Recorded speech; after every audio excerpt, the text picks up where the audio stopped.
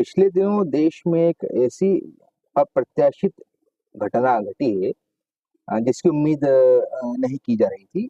देश के प्रधानमंत्री नरेंद्र मोदी की सरकार ने देश में जातिगत जनगणना कराने का निर्णय लिया है, जो कि यह मांग विपक्ष की थी, लेकिन इसकी घोषणा भाजपा ने करी है। और अब सत्ता पक्ष यह श्रेय लेना चाह रहा है कि यह उन्हीं का काम है और जातिगत जनगणना कराने के लिए वे सदैव तत्पर रहे, जबकि इतिहास गवाह है कि भाजपा और उनके सहयोगी दलों द्वारा सदैव जातिगत जनगणना का विरोध किया है।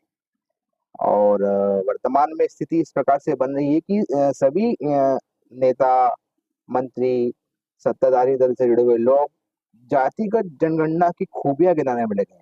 आपको याद होगा, कुछ दिन पहले ही लोकसभा की कार्रवाई के दौरान राहुल गांधी ने जब यह बात कही थी, तो सत्ता पक्ष के एक मंत्री ने तंज कसते हुए कहा था कि जिसे जाति का ही पता नहीं वो जातिगत जनगणना की बात कर रहा है।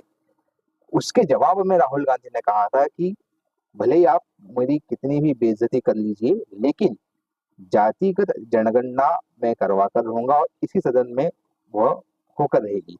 और अब यह बात लगभग सच होने जा रही है। सरकार ने इसकी घोषणा तो कर ही दी है कि आने वाली जनगणना में जातिगत जनगणना भी की जाएगी और इसका काफी फायदा देश की जनता को भी होगा और सरकार को भी होगा एक तरह से, क्योंकि सबके पास यह आंकड़ा उपलब्ध हो जाएगा कि किस जाति की कितनी जनसंख्या है और जो आर्थिक नीतियां बनती है उसमें उनका कितना योगदान है और किस प्रकार से उन्हें फंड का आवंटन किया जाए, इन सब की चर्चा उस दौरान की जाएगी।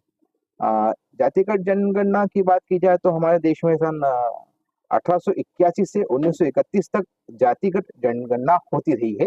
हालांकि आजादी के बाद इसे बंद कर दिया गया था, लेकिन फिर भी एससी एसटी की जातिगत जानकारी दर्ज और प्रकाशित की जाती रही है।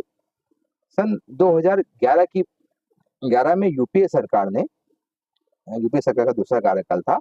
उन्होंने 25 करोड़ शहरी और ग्रामीण परिवारों का सामाजिक, आर्थिक और जाति जनगणना सर्वे कराया था। उसके बाद 2014 में मोदी सरकार आ गई, लेकिन मोदी सरकार ने उस जातिगत सर्वे के परिणाम को आज दिनांक तक जारी नहीं किया है, जबकि विपक्ष लगातार यह मांग करता रहा है कि मोदी सरकार उस आंकड़े को जारी करे। अब जब सरकार ने खुद जातिगत जनगणना कराने की घोषणा कर दी है, तब सरकार के मंत्री और नेता यह